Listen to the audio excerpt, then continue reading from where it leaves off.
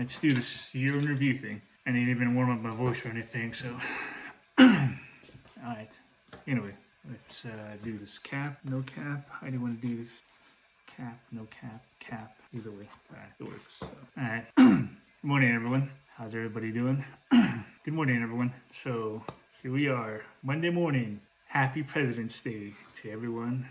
No school today, so no work for me today.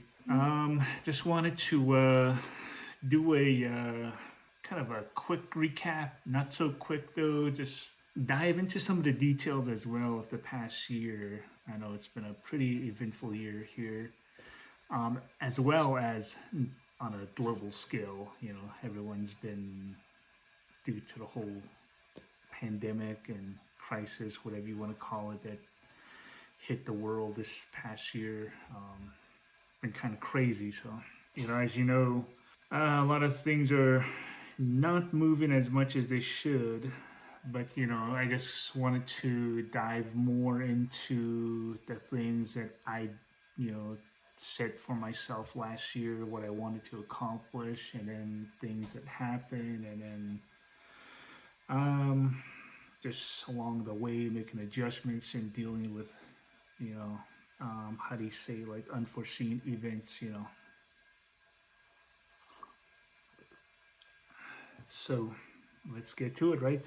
Last year, actually like in December, the year before, 2019, I actually wanted to do like a podcast of some sort. So I started looking into that. So, you know, that's where we'll start, because that actually kind of put 2020 into motion for me, for the farm. January, I just did a test episode regarding crop rotation, which we'll get into here in a little bit. It's been updated again. Hopefully this is the final one, but you know, nothing, you got to keep adjusting and everything. So, but then, you know, I did the actual introductory podcast. Also did episode 2, which was the only one I had at the time, which I uploaded first, and 3, 4, 5, I believe. I think I did 5 episodes. And they were uploaded, you know, Spotify, Apple Podcasts, and then I also put it on my website. You know, altogether, my host, I would look at it, and you know, there was 5, 6 plays, and I'm like, that's so cool. You know, you got 5 people listening to my podcast. So that was so awesome. You know, I was so grateful for that I actually attempted to do it. And because of unforeseen events that were beyond my control, you know, with my mom's health deteriorating quickly last year in around April, it just quickly came to a close. So I know, like in May, the first week of May, I took her to the hospital, and that was the last time I actually were together with her for a long time. And I waited with her there the entire day, pretty much, and just, you know, waiting for the doctors there to, you know, get the lab results, you know, do more blood work, the COVID testing, you know, they tested her twice, and then finally doing like the EKG, and finally making the decision to say, okay, we're going to send you to Flagstaff Medical Center, where, you know, her cardiologist is based in. So, you know, with that, it just kind of stopped the podcast. I actually did, though, after, you know, she passed and we took care of the funeral and everything. I did record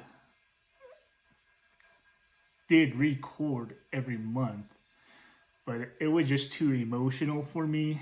I mean, while I was recording, I would break down, and then I just didn't want to put that out there. Even though there's only 5 people listening to my episode, but it was too emotional for me that to where putting something like that out might I don't know, create some kind of controversy or whatever. But but that aside, I just didn't feel comfortable putting it out there like that. So there was the one in June. It was just breaking down like every time, and it was crazy. Even in July, it was it's still just so emotional. In August, what did I do in August? I think I just September, October, I don't even think I did one, and then November, December, I believe I did one, and it was just and even still at that time, it was still a little emotional for me. So finally, it just kind of just like dawned on me that it just stopped where it was. I believe it was 5 episodes that I did. So, if you were fans of the podcast, I'm sorry, but those events kind of led me to pretty much just putting that on hold for the rest of the year. So, but at least I did record episodes and I did put it out there, and I did have a half a dozen listeners, for each episode, and I was really, really grateful for that, so it was pretty awesome. I might, you know, I might start recording it again. I have some ideas for it where I want to get like guesses to where I believe like introductory episode was more like, life art type of thing, just kind of like what I'm interested in. Just not talking about farm or gardening or animals, because you know, you following me this past year, you realize that I, have a background in design, so I'm into art, I'm into just a whole lot of stuff, so that's kind of like maybe I want to gear it towards that and then kind of give people a platform to where they can, voice what they're working towards. So, just something like that. So I think that's kind of like the direction I wanted to go with that if I kept going, so. I mean, that would have been awesome, but I'm still considering getting back into doing that. So last year I really didn't have anything planned. It was just whatever during that month that popped into my brain. I would just like, oh, this will make a cool episode, it's gonna make a cool podcast, something to talk about, so that just kind of happened randomly most of the time. So I got like 40 minutes to do this. So I gotta get to an appointment here in a bit, so I'm gonna try to just certain times for these, but that's what happened with the podcast. So I'm considering getting back into it, so I'll let y'all know if when I decide to do that, and if I even want to kind of keep going with that. But for now, it's on hold. I mean, I did as much as I could last year, and then I just kind of stopped. The next thing, of course, the garden rotation I was mentioning, it changed again. So, but I think it's because last year or the previous year, I didn't take into account the amount of space like the vineys usually take, like squash, cantaloupe, watermelon, things like that, the viney plants. So with that, this year, I was setting up the new one. I just like corn for one area, and then just mixed veggies in one area, and I was just like, where am I going to put watermelon, cantaloupe, squash, and certain things like that, the viney plants. So I'm just considering, just kind of figuring out how to do all that, and I just like, why not just do corn, vineys, and mixed veggies. That way you got 3 plots, and I'm using 3 plots at once. So, if I did that this past year, I would have done corn here, mixed veggies, and then vines next to it. So what led me to that was last year when I was planting, I kind of sporadically put things in place. And honestly, I was not even successful last year because I just lost all motivation, after my mom. Towards the end of May, I was in the garden. I was planting some veggies, and I got the call from the liaison there. She just told me, hey, you want to come see your mom? This is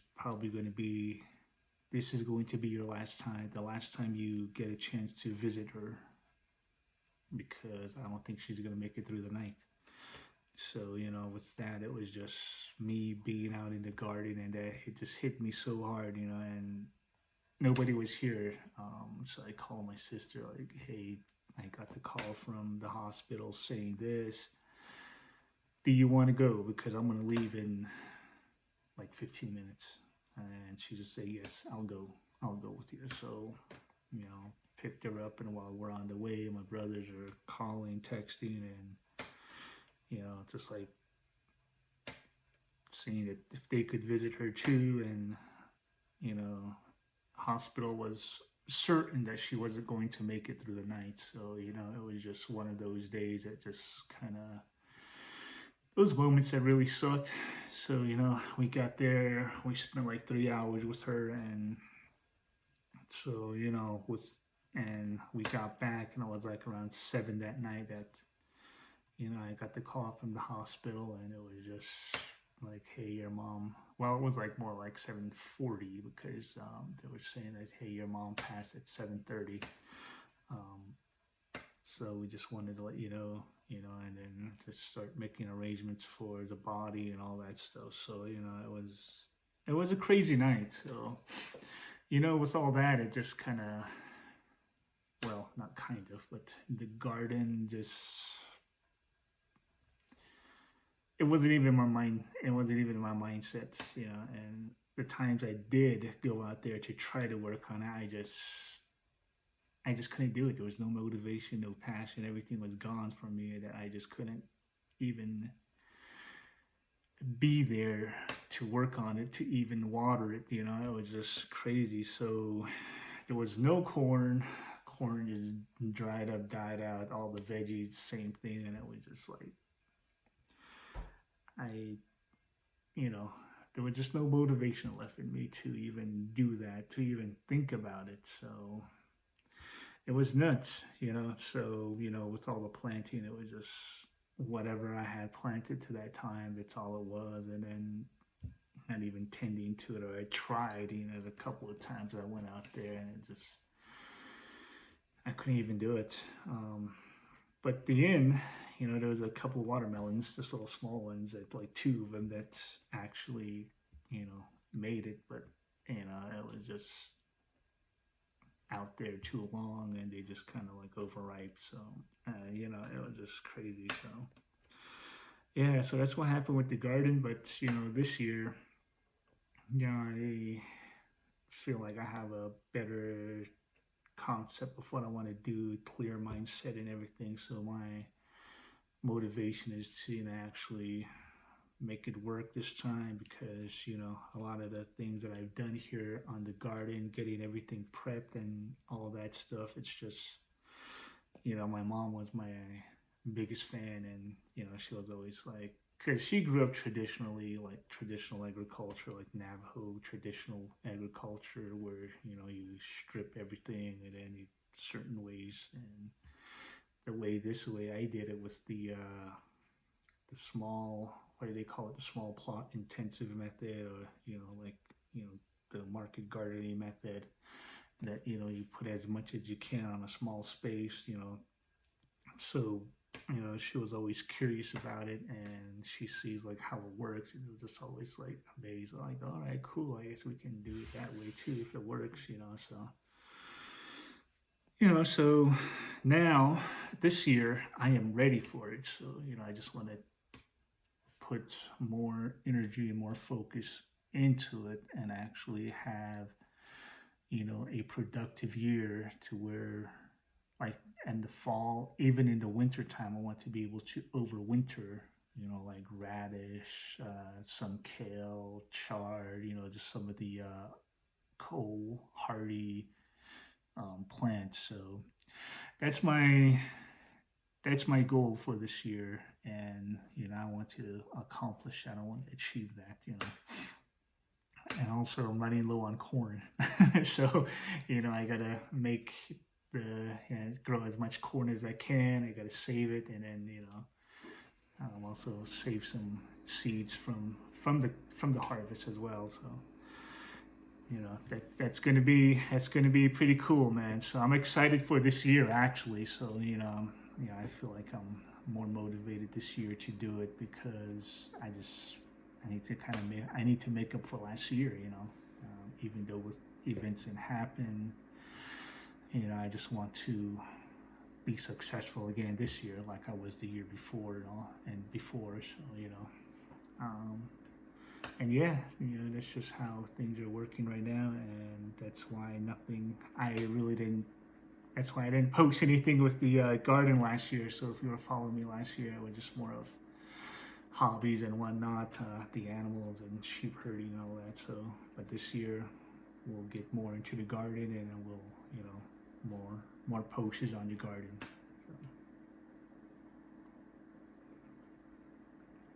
So, that's the plan this year. So this fall we're ready to harvest some veggies and everything else. So yes. And actually we prepped the garden, so it's all mulch, ready for cover crops and whatnot. So we're already making progress. All right, chickens. Oh man, where do I start on the chickens? It was a pretty crazy year for chickens as well, because like, when did I get my first batch? Like around March. So yeah, it was like around beginning of March I got my first batch. So like 2 weeks. So it's almost been a whole year now. So March I got my first batch of meat birds, Freedom Rangers. Yeah, Freedom Rangers. So I got them. Was it March? No, I think it was April. Okay, it was April. So April, so because it was May, June, July, yeah, so 3 months. Because they're like a 12-week bird. Yeah, so it was April. That's when I got my first batch, and there was just some mix-up at the post office. I don't blame them. I blame me, because I probably should have told them, hey, I'm getting some chicks delivered. Once they arrive, give me a call. Here's my number. Because I don't think they ever handled chicks before. So it's supposed to come on Tuesday sometime, but nothing. Wednesday, I guess they came Wednesday morning, but nothing. And then Thursday, Friday, finally Friday evening, like 4:40, I'm in St. John's, and the lady calls me like, hey, we have a package here. It's sitting here for 2 days. Then, it's like, look, the chicks, can you come and pick them up? We close in 20 minutes. I'm like, I'm not even at home. So it was crazy. So Saturday morning, head to the post office, pick up my chicks, and there's like 5 dead in the box already. And I get them back, get the water ready, everything ready. I mean, they was already ready. I'm, putting them in there, but 80% of them didn't survive. They didn't even make it. So I ended up with nine birds that survived, 9 chicks that survived, and just kept them going, feeding them, and it was fun taking care of them. But it was kind of a little bit of work for me on my end at that time. doing everything else, especially in May and June. So, but July came, and like the Saturday before 4th of July, my nephew and we processed those birds, and oh man, it was hilarious. It was, I wish I could have recorded the whole thing. We were manually plucking them, and just watching videos of Justin Rhodes, So the Land channel, and just other ones where you're like, oh, okay, that's how you do it. And it's kind of like how I was prepping for it, watching other homesteaders on YouTube, processing chickens. I just got everything set up like they do it, and time came. I didn't have a plucker at the time, so we were plucking it by hand, and oh man, it was just crazy. I honestly wish I could have recorded the whole thing, because we were. You never smelled a hot chicken like that, a warm chicken bathing and then plucking it. It's like, we were both like gagging, and like, it was fun. But yeah, we did that, and then in July, yeah, like August, I got my second batch. Was it August? Beginning of August, I got my second batch, and I just like, at my mindset at that time, I just couldn't handle it, but it was too late. So the company with the hatchery was like, no, you're already like a week out. You should have called like last week. If it's 2 weeks ahead of time, then we can stop it and all that. So I just like, okay, well, I guess I'll find a way to do this. So I got them again, and raised them. So at the end of October, that one's actually I documented it a little bit, so I just processing and everything. So I got a plucker at that time, which helped dramatically. It was just amazing, just having a plucker. So if you're thinking of raising chickens, get a plucker, man. I mean, that makes a huge difference. Murray McMurray sells ones for like $800. It's like a really good one, but I just found one on Amazon for like $250. So it worked, and yeah, it just helped a lot. A friend of mine came by. He wanted to learn how to process a chicken, so we did that, and we had fun with it. So it was great. We actually did 12 that day, I believe. So I mean, from the 30, I still lost a lot due to predators. Mainly owls. I think cats as well. There's some stray cats here, and I think the cats were taken in too. So I'm thinking like owls, cats. I saw a hawk there, shot an owl one night. It was just crazy. So yeah, predators. That was the biggest thing, even with the electric net. But the aerial predators really can't. But then it was pretty dry too, so I need to invest in like the positive, negative electric fence one, from Premier One, so that way it even works with the dry sand. So did that. But this year, I don't think I'm gonna do meat birds. The processing takes a lot of work, and with everything going on, my idea was to do like a workshop to where people come out and they learn how to process chickens, and at least get 5 or 6 people, whatever, and that way you got more hands processing chickens, and it'll speed up the process a little bit faster, and they go home with a chicken or two, so it's like a bag chicken or two. But this year with everything going on, I'm not gonna invest in meat birds this year. So I mean, I have enough for the rest of the year in my freezer from last year. So I mean, I sold maybe 2 or 3 so far, and people just don't want to pay like $25-$30 for a bird, where they can just go to like the grocery store and be like $7. It's like a quarter the price. So I mean, that's understandable with everything going on right now. A lot of people are out of work and all that. So so yeah, with the meat birds, that's just no meat birds this year. Probably next year, whenever the pandemic thing gets under control. Just for my personal consumption, I have enough to last me a year. So as long as the power doesn't go out for a whole day, you know, I'll be good. Layers. That's the only one I think I'm going to get probably like six of. Um, the first set I had like a year ago that I started the other year, one got super broody last year, like in around May, and I couldn't break her broodiness, and I think she killed off like two others. It was a black sex link. I think she killed the two other black sex links, and I have no idea what happened because there's no coyote tracks. There's no, you know, it's just like them. One survived. The back was like all plucked dough, and then one Americana survived. So the other ones pretty much died. I think that broody one killed him and ended up being killed in the process. So I mean, it was a fight, I guess. But the meat birds were right next to each other. So if it was an aerial predator, it would have went from 1 to 1. It would have probably took the birds with them. But these were just there, you know, just like. So I'm not exactly sure what happened. I mean, if, you know, I think broody birds would, you know, attack another bird. I don't know, maybe because they were trying to get into the nesting box, but there's 2 nesting boxes. You know, I'm not at that level of knowledge for chickens yet, so I tried to research that, but, you know, it's just like, you know, it's possible. So if you know more about chickens, just let me know.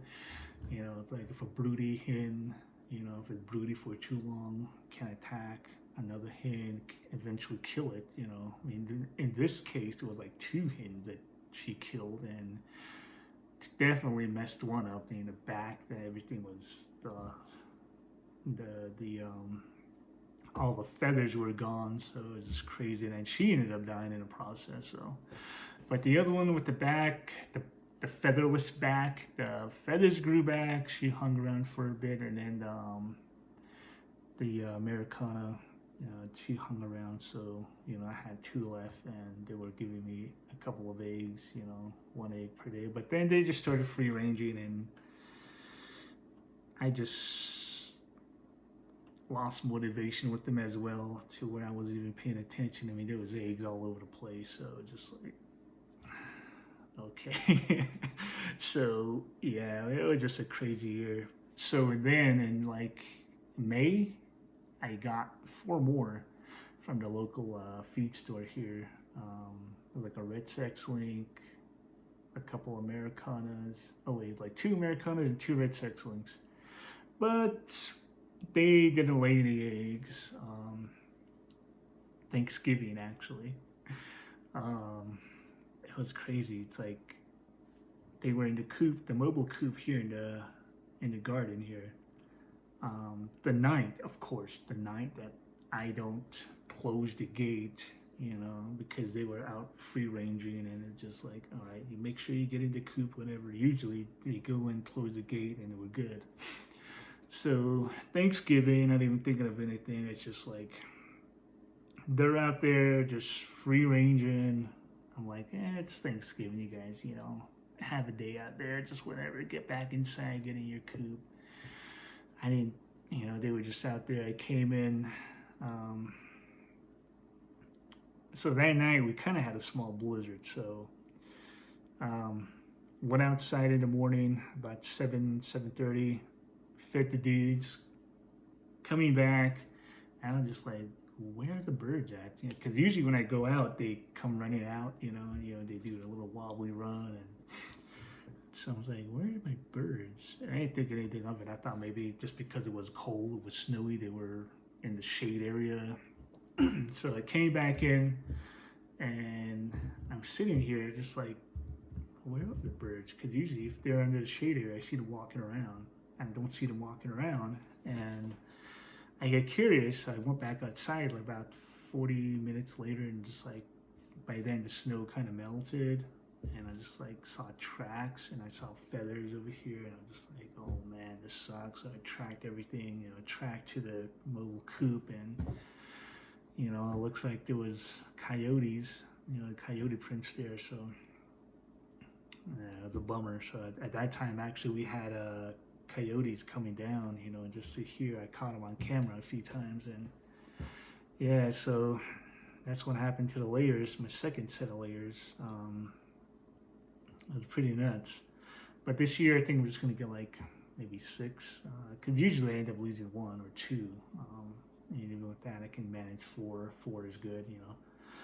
I just moved him from area to area, and they kind of fertilize the whole area with the garden, especially with the cover crops coming up.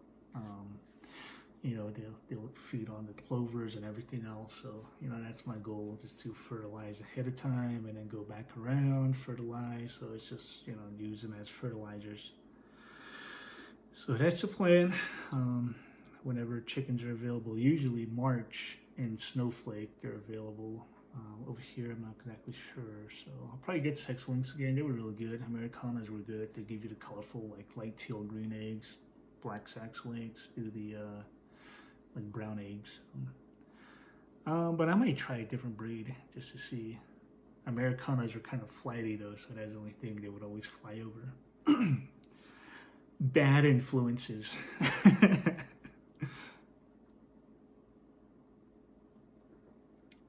All right, sheep and goats. And that was pretty much like 90% of the focus last year. So, you know, with everything that happened, I just had to clear my mind, everything. And I started, well, to back up, we started losing goats and lambs like a month before my mom passed. So it was like around this time, you know, I started missing some. I'm like, okay, what's going on, you know? But February last year, they were pinned up. So like in March, we started taking them out again. You slowly, you know, miss one and then miss another one. And it's like once a week.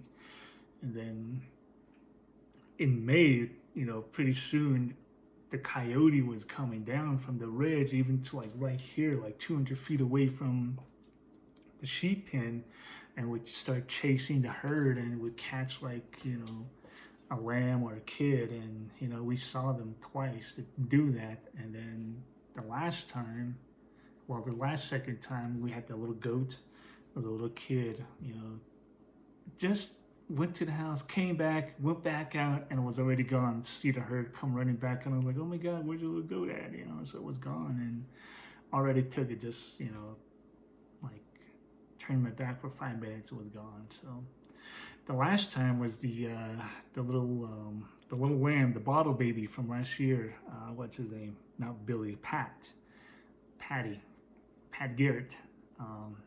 You know, that's the last time that we were just like, enough is enough, all right. So, you know, like 200 feet away, chased the herd, grabbed Pat, just like bit him a couple times like on the neck, and I tried everything I could, and it just couldn't make it. So one night, about a week after, Pat just walked out, and just trying to tell him, hey, come on back in, and he didn't want to come back in. So it was just like one of those like badass moments in movies where the dudes, you know, like it's just like, this is it, man, my final stand type of moments, you know. I just like, it was so cool though, you know. Just like, he looked at me like, nope, I'm done, man.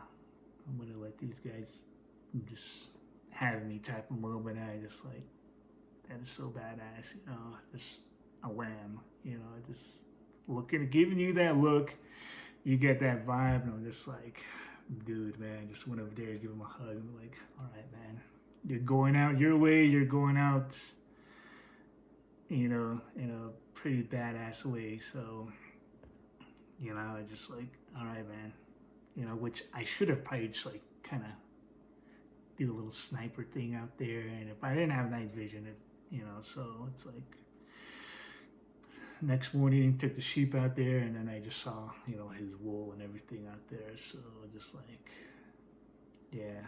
So coyotes took him, but he went out on his terms, you know. It was just like, you know, big ups to him. He, you know, went out his own way, and, you know, he decided to do it that way. So, you know, it was pretty crazy. And then, let's see, after that, started herding sheep. Actually, what got me into herding sheep was just stalking the coyotes, when I let the sheep and goats out, and then I would just kind of walk down the wash and then just like kind of hide out like 100 feet away, just watching the herd. And then you see them coming out from the bushes, and they just like boom, try to shoot it. So that's what got me into it. I mean, I was doing that for about 2 weeks, and pretty soon it was just like, what am I doing? I'm just gonna go walk after them, So I started doing that, got more and more into it. So it was fun. It's fun, So right now it's just winter, the normal winter thing for us, just keep them inside, feed them hay and all that. So probably all the way up until like middle of March, like around the equinox, then we'll start taking them out again. If I had more funds available, I usually keep them in until like the end of March, to where the grass actually comes back up, a lot more. So a lot of it just depends on the grass here, because like in springtime, you have the little baby grass, the sheep and goats go crazy over it, and it's like they just eat that and they're not ever full, so they just kind of not gain weight, but they just more lose weight. So that's why I started doing this, just keeping them in until the grass gets more, so yeah, that's pretty much what it was. And then also I'd see the shade area, I started working on that, but I stopped like halfway, and then just because what I had envisioned at first were just creating a shade area and then for them to be under and all that in the summer. But as time progressed, I realized that, hey, we should just build on a full-on barn for them, like hay storage, and then place to store the trailer, and then like a little areas for like lambing, kidding areas, or even just kind of like a place for them to hang out if they have to, then a covered feeding area. So where the hay stack is now, that's going to be where, the hay barn will be, and then a part of south edge of that will be the covered feeding area for them. So, that thing on top of the hill is just going to go down kind of into that little valley. So that's why I put it on hold, and then also just got to get more supplies, make the foundation stronger, and we'll go from there. So that's the reason why I put that on hold. And my nephew, my brother were helping me with that, and we just got to where we are right now. And I'm just like, you know what? I have to really think this through. Do I really want to keep this up here, or can we put it down here? Kind of like a 2-in-1 type of thing. So the horse shade area, the hay barn right now, I'm just going to take that apart and probably use some of those materials, reuse them to the new one. To me, that makes a lot more sense rather than having everything kind of scattered, like horse barn over here, and then sheep kraal over here, and it's like put everything in one, and that makes more sense. And also to make the new pen barn thing with the gates and everything wide enough to have like a skid steer or a small tractor go in there to be able to clean out the manure and all that. So that's one thing I also want to add, is like start making compost, in the spring time, because like when we feed them, hay and everything, they build up the hay, they build up the manure, the urine and everything. So at the end, when we put it back on pasture, we can scoop all that out, just put it in a compost pile and just let it compost, and then we got compost, so the hay doesn't go to waste, the manure doesn't go to waste, and we're reusing a lot of those, so I did that last year, but right when we, the compost piles were starting to cook, the wind came, and the spring winds are ridiculous out here, so it just kept drying the piles out so quickly, and I couldn't keep up with it enough to keep it moist enough to actually cook. So, that's why the piles are still out there. I want to bring it here to the house so that, I can just run the hose over there and water it, keep it moist. So, but yeah, those are the ideas for this year. Just kind of those are like the main points I wanted to cover on this year in review. So, if you have any other thoughts or questions about this past year, just, feel free to DM me, email me. I'll answer those questions, the best I can. And thank you for joining me today. That's what I wanted to cover. Just kind of talk more into detail about it. I know on some of the weekly videos I want to, but then it's like a long subject that I just kind of want to explain more. And I kind of want to keep those weekly videos short. I know some of them are like 40, there was like a couple of them are like 42 minutes, but yeah, it's like 20, 30 minutes, in that area. But sometimes they get longer, but it's okay, so, I just wanted to cover these topics, add more detail to it and shed some light on the events that happened. So back in November, with my mom's passing, I think I'm more at the part to where I have accepted the fact that, she's gone. And, she was telling me that like 2 years prior to this happening that, hey, I'm not always going to be here. You got to, learn how to do this and all this stuff. So, she knew that she wasn't going to make it. So like a year before, she kind of started telling me things like that. And, it just, at the time, it's like, I know I'll deal with it somehow and all this, but you never really kind of consider how heavy of a load it will be, mentally and physically even, that, losing someone that close to you, it's just crazy. So, last, like November, it's just like, I just kind of started to the point to where in my mind, consciously or unconsciously, just like walking by her room, not even realizing it's there. And that's when I realized, like, I gotta stop doing that. I gotta acknowledge the fact that, she's gone. So time to, I can't really say like move on or anything like that. It's more of like, I think just more of acceptance is the word to do, because that hurt, that thing is always going to be there in your soul and your heart when you lose someone that close to you. So, just kind of accepting that and, just walking by, like acknowledging like how I used to do it, just, yeah. So this year, got to start moving all her stuff out, and traditionally we kind of divvy up her things amongst family members and all that. So we'll probably do that this year finally. With the whole pandemic, it's been a mess. So it's just like, stay apart and all this. I'm just like, well, we'll just do this and sometime soon, whenever it's okay for us to, be in huge gatherings again and whatnot. So yeah, but anyway, I just wanted to cover these, and I'm doing pretty well, just mentally, everything is well. Like physically, most times I just, things slow me down, but I try my best to keep moving. So like my back always bothering me, which it's a whole other story, but yeah, thank you for joining me today. Happy President's Day, and also thank you for listening. And don't forget to follow me on Instagram, Facebook, and our YouTube channel. That's where this will be. So y'all have a great day. I gotta head out here now. Gotta head into town for an appointment. I got here in about an hour and a half.